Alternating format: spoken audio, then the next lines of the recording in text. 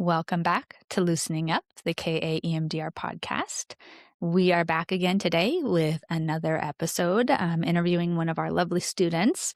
Today, we're going to be joined by Lauren Battista, who is an EMDR therapist located in Colorado. And she is someone who took our introductory course online sometime last year and then joined us for the experiential training in September of 2025. So it was really lovely to have her join us. And I've had the chance to have her in some consultation with me. So she's been wonderful to meet with and to talk with. So I'm excited to have her on the show and to hear more about how this model is impacting her and her clients. So we hope you enjoy this episode. Okay. Hello, Lauren. So good to Hi, see you. you too. Thank you for joining us. Thanks for Hi, having Lauren. me. Good to see you. Hello. Okay, so maybe we'll just start with kind of an introduction. I introduced you a little bit here, but maybe you could tell us more about your practice and anything you want to share with our Yeah, listeners about you and your work. sure. So I am a licensed therapist here in Denver, Colorado. I work at a small group practice called Denver Metro Counseling. I work mainly with young adults, adults. I do have some teens on my caseload, but the majority of my work is using the nervous system, trauma-informed approaches. I work a lot with clients to work with their brain and their body, and different modalities that I've been incorporating include EMDR, brain spotting, of course, ketamine assisted EMDR, parts work, ACT, DBT. So pretty integrative in my approach to working with clients. Awesome. So, Lauren, I'm wondering, given that you have so many other tools in your toolbox and different kinds of experiences and trainings, what was it that got you interested initially in ketamine assisted EMDR? Yeah. I've always been drawn to modalities that work with the brain and the nervous system and not just cognition, although, of course, cognition plays an important role in it. But I was really curious about how to help clients. I see a lot of clients who are like highly defended and rigid, or stuck in patterns, and just sort of noticed, okay, EMDR, having EMDR in my toolbox has already felt like a huge step forward because it activates like that natural healing system. But then I also saw that with higher dose cap work, it really created these profound, expansive experiences. And I just found myself wondering, how can I bridge those two? Because the cap and the EMDR offered such valuable options for clients. And so I thought about that. And then I came across this training and I was really excited about it. So it sounds like you had been doing CAP, like the higher dose CAP work before you kind of came across our work. So did you feel like that was useful in some way, or did you feel like there was still something missing just with the higher dose CAP? I'm just sort of curious about that. Yeah. I still do. I think that the higher dose cap experiences are wonderful and they can offer a lot of insight and a lot of mood lifting benefit. But I was sort of looking for something that could offer a more structured, targeted way of processing trauma in combination with the flexibility that cap gives. So yeah, I mean, I still think there's a lot of depth in the ketamine work without EMDR, but leveraging the precision of EMDR with ketamine has just been like incredible. Mm.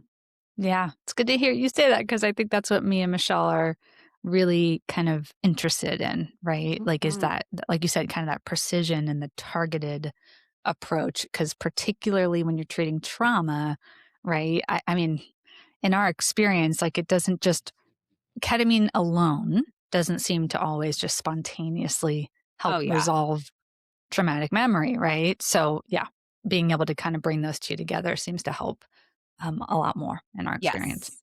Yeah, Yeah. absolutely. I've found the same way. Yeah.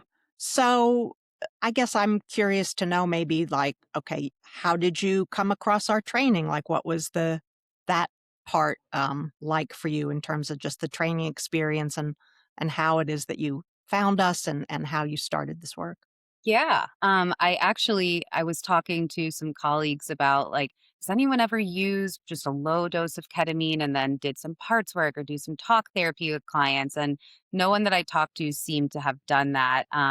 So I just started looking online for like just any research on it, any other practitioners that were working with it. And I came across this training that was literally ketamine assisted EMDR. Clicked on it and I was like, yes, this is what I've been looking for. And so finding that this intro course that felt, grounded and ethical and not just like super hypey, that's what drew me in. And yeah, I was so happy that there was spots available. Yeah.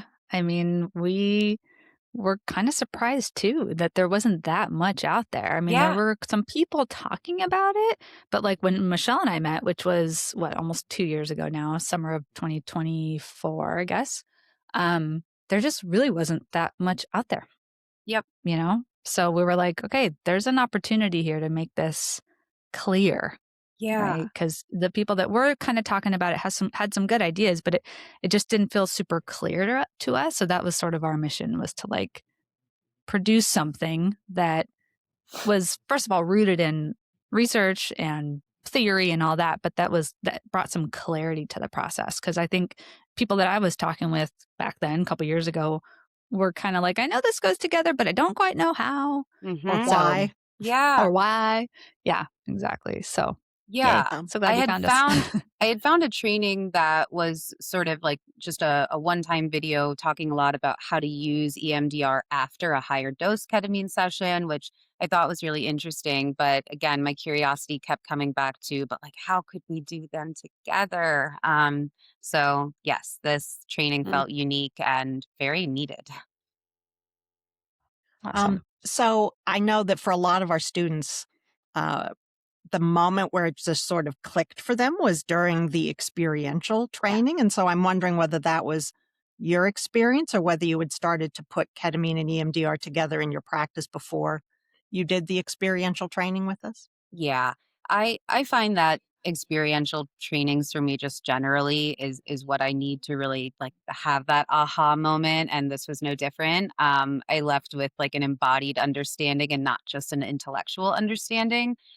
So yeah, the impact of the experiential training here was that I actually shifted from like, oh, I understand this model to I trust this process, and it Mm. was it was just hugely necessary for me to be able to like really feel like, oh, I trust it, I get it, I want to offer it. Yeah, we hear that a lot, right? Learning to trust. In fact, I think that was a theme that came up in our last experiential training, to kind of just see it in action and feel it and watch it actually unfold and start to trust it. So I'm really glad that was your experience. Yeah, yeah. I Um, think also that it just deepens something that I already trusted, but together, right? So I was like, yeah, it was really important for me to experience it. so what was it like launching this modality when you started offering it in your practice? Like what were some of the um, I don't know, were there any stumbling blocks or did you just sort of like take off with it? Like, what was that like? Yeah, Mm. I when we were in the training, I had like 3 clients in mind and I was like, "Oh my gosh, I just want to take this back and start using with them like immediately, but I also want to be paced and measured." And I had actually already started just regular EMDR with a couple clients and it wasn't seeming to be breaking through. It was something that they were leaving feeling really frustrated. And so during this training, I was like already starting to have these ideas of how to bring this into the work with them. So yeah, I guess what stood out when I was finished with the training was how quickly I was actually able to bring it to EMDR work I was already doing and said, hey, like, let's try something different with this.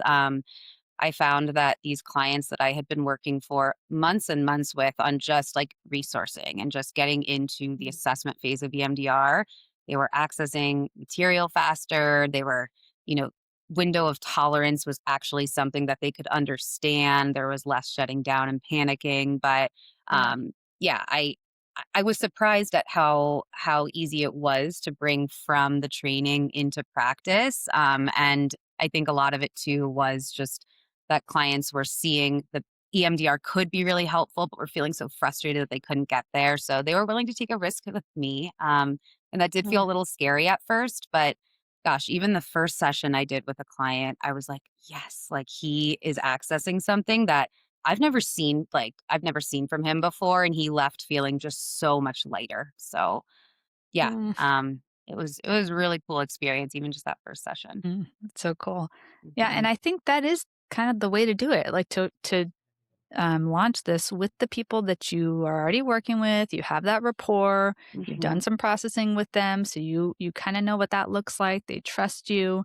So that's what I always recommend, right? Is like introduce it to the people you're already working with, and then eventually you start getting new inquiries from people Yeah. who are finding it on your website or whatever. But in my experience, it was really helpful to just kind of test the waters with people that I knew well, that trusted me, and we kind of already had that, you know? And it was really cool to see the difference of like, this is what we're used to seeing, and this is what it adds or how it, enhances the process. So, Yeah. yeah. Yeah, there was like an element of creativity and being able to say, like, we're going to add something here. We're going to see what this does. We're, of course, going to do it ethically. I love that mhm, in this specific modality, like, there is still a protocol. And so it mhm. does feel like it can still stay somewhat structured. And I think that helps clients to feel like they're not going to totally lose control. So, Absolutely. Yeah. That's a big deal, especially for people with more complex trauma. Like we've said a yeah. million times, it's hard to just,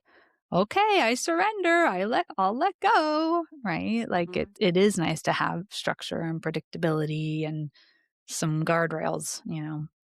Well, and Yeah. and it's interesting, Danielle, you talk about like how so many of our clients have this fear of letting go. And, we've talked before about how we came to name this podcast that it's Mhm. not a letting go as so much as just a kind of loosening up Mhm. things, Hmm. right? Which Yep. feels much more doable. And I think you've already spoken to this a little bit, Lauren, but I wonder if you could expand on um, the kinds of clients that you're seeing where this does tend to maybe be the treatment of choice or Mhm. where you're really seeing it be particularly effective. Yeah, yeah. I think it's especially helpful for, clients that are dealing with trauma, especially complex trauma, clients with rigid patterns, clients who have really strong defenses that are usually up all the time and can really prevent us from getting a layer deeper. Mhm. My intellectualizing clients, clients who tend to think their way out of most every emotion. Those are the clients that I'm finding that are having those big breakthrough moments with this modality. I would say also like shame-based core beliefs, which was huge because those are some of my trickiest clients.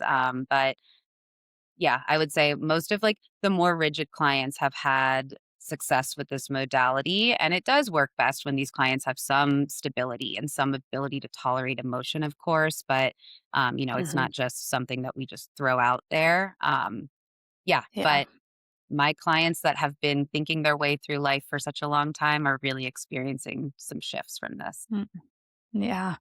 You mentioned shame-based Mhm. stuff.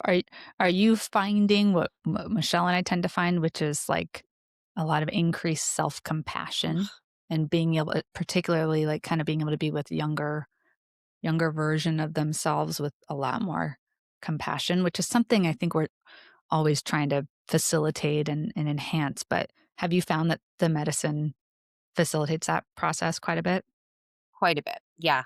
Yeah. It's really, really profound, and being able to have more compassion for younger versions of themselves that, you Mhm. know, traditionally in our experience, like together in our work, they would say, oh, I hate that young Yeah. boy. He doesn't deserve that. Like he didn't deserve love. And adding something in that just softens and allows us to be like the observer or the witness to the experience. Like that Mhm. was something that gave me the chills. Like the first time that I saw a Mhm. client just be able to access like, oh, yeah, like I just want to stand with that younger version of myself and just be with him for a little while. And we just sat there for a while together and it was so different. Yeah. Yeah. Can be huge, right? It might not sound Oh, as yeah. huge as it really is when you're with a client and you see that happen for the first time, right? And they're like, I didn't know I was capable of that. So Right. like the self energy that I know Mhm. a lot of us talk about as therapists, actually becomes accessible without flooding, without a bunch of input from all these different protective mechanisms. So another Yeah. big shift I've noticed too is like less self judgment, just like generally, and the ability to just, yeah, be connected to the versions of themselves that used to exist and recognizing that they are now the person that that younger one Mm, needed. I mean, it's been, mm, yeah, it's been really cool. yeah. Well, in a way, that sounds to me also like what we talk about with the importance of dual awareness, right? That you have one foot in the past, but you also have one foot in the present Mhm. so that you're able to offer the client that disconfirming experience that, Mhm. that Francine talked about, I know, in her original work in EMDR therapy, and now to see how that actually can be put into practice in a really perhaps deep and meaningful way. Mhm. Mhm. Yeah. So I'm wondering, again, not to get into too many specifics, but I wonder whether there's any particular clients that you've worked with that really sort of stand out to you, where you saw a transformation that maybe might not have otherwise been possible. I mean, I know Danielle had provided some consultation to you, and I think, Mhm. it sounded like there was, maybe one or two clients that really stood out. So I'd love to hear whatever you're able to share with us. Yeah, yeah. I definitely I've used this modality with a number of clients, but there are two kind of clients that really stand out to me that I feel that this work has been just enough to like loosen the grip of this like Mm, old story that's been running their life for so long, enough for EMDR to actually help the brain rewrite it. And one client in particular, he came to me. He had done over a year of EMDR 2 years ago with a past therapist, and he was just so averse to EMDR. He's like, nope, that is Mm, not something that I really want to touch again. And we were planning to move into maybe some brain spotting. But when I took this training and came back and talked to him about, like, wow, I really think this could be a different experience. I could see how in the past, like maybe you weren't ready, maybe there was a lot of protective defense up. Like, how would it feel to try it with like a little bit of support on board this mm, time? And he was willing to try it. He trusted it. We went into it. And the very first session, he left and he was like, I genuinely feel lighter. I actually can like experience that memory differently. And this is a memory that he and I had talked about a lot. And he was saying, like, I don't want anything to do with it. And we started with one memory that was very similar to the memory that he didn't want to touch. And he naturally just floated there. mm, And felt space, like felt enough space to reprocess the memory. And it ultimately just led to like the work opening up for us. So he is somebody who he is one of those intellectualizer clients. And I think that this experience deepened his trust in therapy, in the therapeutic process and EMDR. And it really just spoke to like when the conditions are right, these clients can heal. mm, So he was somebody who, and I'm still using the modality with him on a pretty regular basis. He was somebody who I was just shocked at how quickly we were able to get into it. I had another client also that I've been working with for a little while. She is somebody who did not want to entertain EMDR. She did not want to entertain higher doses of ketamine assisted psychotherapy, but she struggles with a lot of um, anxiety, a lot of depressive symptoms. I did speak to her a couple times about how I thought both could be helpful. And once I was able to see some success from a couple clients, I brought the idea back to her again. And she has been able to state that after her experiences with this modality, she said she feels safer. So she feels like mm, actually genuinely safer talking about things that she tries to avoid. She doesn't judge herself as much. She's showing up with boundaries now in her relationships, which is not something that really like I even saw as something possible for her before this modality. She trusts her brain to go where it needs to go.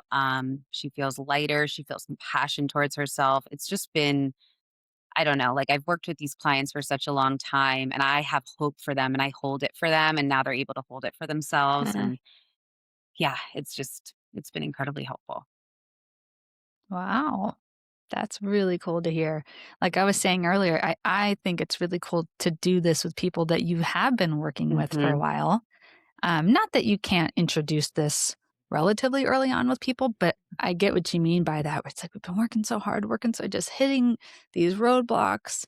Um, it's so cool to see it kind of open up. And I think that's going to be a common story where people are going to find people who are doing ketamine assisted EMDR and who are going to say, I tried EMDR before.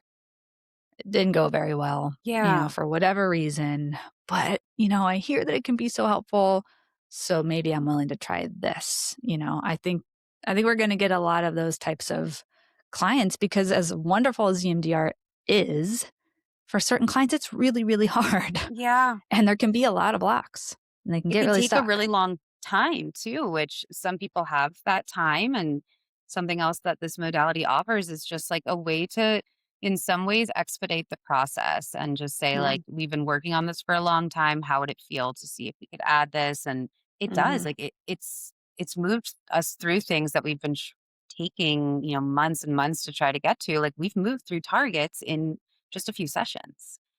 So Yeah. So one of the things that I'm always interested in, and I don't know how much really you can share about this, but the first client that you were just mhm. sharing about, the one who had this one particular memory that he just Yeah. couldn't touch. Yep. Um, how was that getting in the way of what was going on in his life today, right? Mhm. Like, I'm always very interested in those past present connections because sometimes it's not always obvious what those past present connections are, right? Like, Mhm. how was the unresolved trauma that he experienced Yeah. yeah, impacting him from living his life?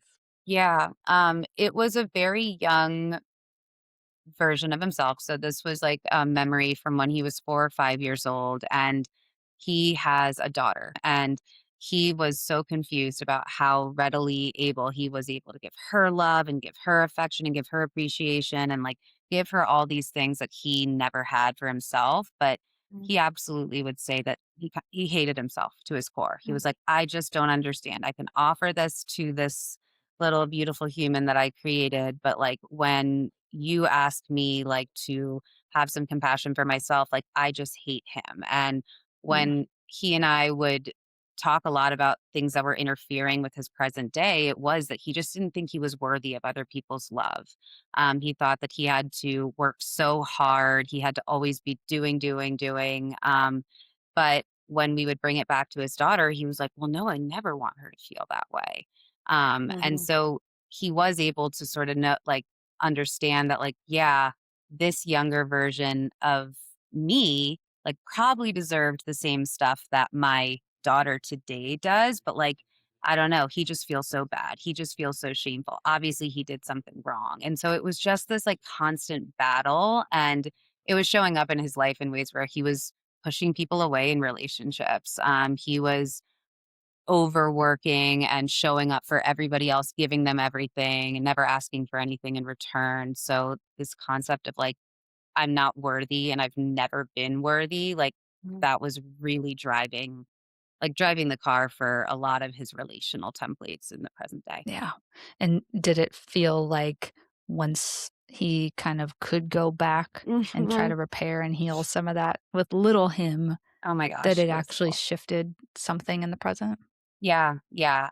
He was able to have conversations with his wife around like things where he realizes like he was not able to love himself as much as she loved him. And he was having these open conversations with his wife that were more in line with like, hey, I realize that I haven't been showing up in a way that actually like reflects a worthy like husband and Mhm, reflects the person that you love and that you married. When he was able to like observe this younger version of himself and respond from his adult compassionate self, like it mhm, it did change a lot, especially in his marriage. And mm, I've brought his wife in for sessions before too, just to kind of like talk to her about the integrating the work he's doing. And She was like, I don't know what you've been doing with him, but whatever it is, like he seems to actually feel like he deserves this life that he Oh. has now. So, Mm. Wow. yeah. Ah, so cool, right? When this Yeah. work works, Yeah. like profound. It really changes people's lives. Yeah, and we've still got work to do. There's still other stuff, but just having that success also on board after he had, really, really negative experiences in the past with trying to like access and force these memories to be different through Mhm. EMDR. Um, Having this sort of win to go off of is allowing us to start to move into other territory too. And this also makes me think of, when you talk about this client that just had this pervasive shame and just like what sounds like a totally brutal inner critic, like Yeah. how common that is, and how painful just that pervasive sense of shame is that that so many of our clients are carrying and just can't seem to find any freedom from. Uh, Yeah. Um, The self-loathing, like there was this really big, and he wasn't able to separate from that until bringing ketamine on board. And it was like, oh, there's this self-loathing thing that's trying to come into the scene. Right. And like we had tried to use some parts language before, but really like him being separate from this big, big self-loathing energy was so important to being mhm. able to actually get some healing going there. So Yeah, and in my experience, both personally and observing with clients, it's like if they can get a little taste of that with the medicine on board, it's something they can reference and come back to, right? Because somebody could say, well, you know, if someone's only feeling that when they've got ketamine in their system, what's the value in that? sure. But at least from what I've experienced, I've heard people say, okay, I finally can see what that feels like to feel some self compassion and let some of that self loathing, Right, it's you not so know, scary. go. And then they can like return back to that. They can remember it. There's often imagery that they'll have that they can return back to in a normal state of consciousness. So it becomes like a reference point. It becomes a resource. It becomes adaptive information that they could then connect back to. So, I mean, in my experience, yes, it's cool to see it in the session, and I think the ketamine helps like facilitate it, but it translates to outside the session. That's obviously the point, right? If it didn't translate, then there wouldn't be a whole lot of point to this. But Yeah. that's what I think is so cool is that it's not just like a temporary drug effect. It is something that they can actually sort of embody and take with them outside of the sessions, if that makes sense. Yeah, yeah. I think also it's not just like, okay, this part of my story is no longer so hard or, it's like I'm experiencing things differently in real time now that I've been able Mhm. to like make sense of that a different way and have some compassion for that. Like things then shift in real time, which is Mhm. yeah, I mean, to me feels like we're getting to the root more directly. Yeah. And it's really cool to see. Yeah. Yeah, I think Danielle, you speak to something that I don't know because we don't know, or I certainly don't know the science behind this, but I'm seeing every day that it appears that we are creating new adaptive memories, right? That we're creating those in real time, and that possibly the ketamine is sort of enhancing the ability to not just create those new adaptive memory networks, but then to also have them be more durable and kind of be the almost like we're upgrading their operating systems, right? That you Mhm. can operate then in the world from a new, yeah, a new way of being where you're free of the shame and the self-criticism, or where at least it doesn't feel so heavy. And so true. Yeah. Mhm. Yeah. And I mean, I'm just thinking as I'm listening to you, it's kind of funny or ironic in a way that we're using a drug to do that because, like any other types of drugs of abuse, that's not what's happening, right? You're just kind of trying to escape the Mhm. pain. But this is so different, right? This is actually a a healing that's happening, a shifting, a new learning versus just running away from, escaping, avoiding, right? So I don't know, it's just so fascinating. It's fascinating to me that we can use a medicine to facilitate that. And I know that probably sounds really counterintuitive because, we're so used to hearing about drugs of abuse that are doing like the opposite. A lot of times they're reinforcing, people that are stuck in addictions, the shame, the negative beliefs, that's getting just reinforced and reinforced and reinforced. But this is it's just such a completely different and opposite experience. Michelle and I have talked about how we're both in long-term recovery. So this is really interesting to me of the difference between using a medicine in this way versus somebody using a drug or, as a way to kind of avoid or escape, and kind of what ends up recapitulating the trauma most of the time, Right. It's just that negative feedback loop keeps going and going. Yeah, I've noted I've had some clients that are like, "Well, how I'm gonna pay you to just like watch me do drugs and that doesn't feel right." And it's important to recognize that there is a stigma out there and at the same time like really talk about like we're doing this in a therapeutic space. We're not doing Yeah, this in a way that we're running away from your pain. Like we want to safely go exactly. towards it and Yep. help your brain process it differently. But yeah. Yep. Well, but also I think part of what allows the client to move towards whatever is difficult is the therapeutic container, like the relational container that you have. Like that is still so essential, I think, to this Yeah. whole process as well. It isn't just like, oh, I'm going to do this thing to you and you're going to take this medicine. It's like the relational field is such an essential part of all of that too. So, Oh yeah. Absolutely.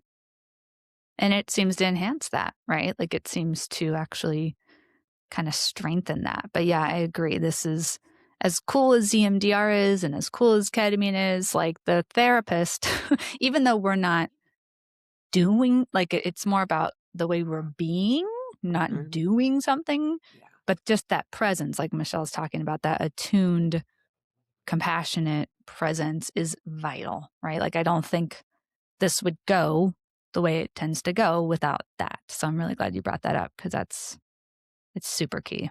Yeah, I think this modality also, even though already with EMDR, you have to be really intentional and you have to be really attuned to your clients. Like this specific modality really required me to slow down and be really intentional, which ultimately I feel has made me a better clinician overall. But it just we're trusting the client. We're keeping space for the client. We're not trying to like insert and change.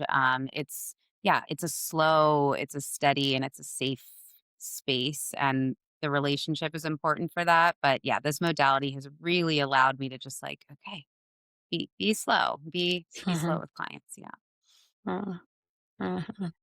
and yet in being slow with clients, the healing seems to accelerate, Exactly. Yeah, Right. it's interesting. Yeah. Yeah, and we were talking about this with a previous guest because I've experienced, and Michelle I think was saying the same, that our therapist parts can get in the way sometimes too, not just the client's parts or defenses or whatever. And I know for me, this has allowed some of those to chill out a little bit and just like we were saying earlier, kind of trust the process so that I don't feel like I have to do anything really. I mean, other than just, stay present, stay attuned, but it's helped my parts soften too, which is important, So Yeah. I don't know if you would say you've experienced something similar, but it feels softer, it feels easier, it feels more relaxed as the therapist, I think too. Which then, yeah, I think my ability to trust and allow for that like increases their ability to be like, oh yeah, my brain is the one doing this work, Mhm. right? Even with the medicine on board, like I think what EMDR already brings to it, activating the brain's, natural healing system, it allows clients to build confidence that like this is not something that I'm just talking my way out of. My brain is changing. I'm doing this work. Mm. Mhm.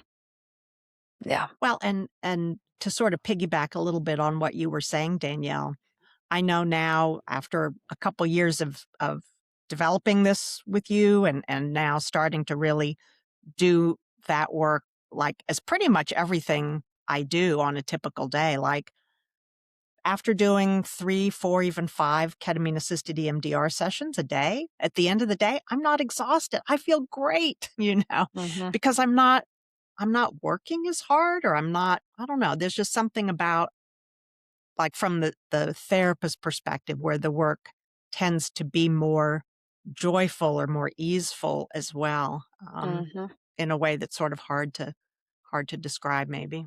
Mhm. Mm.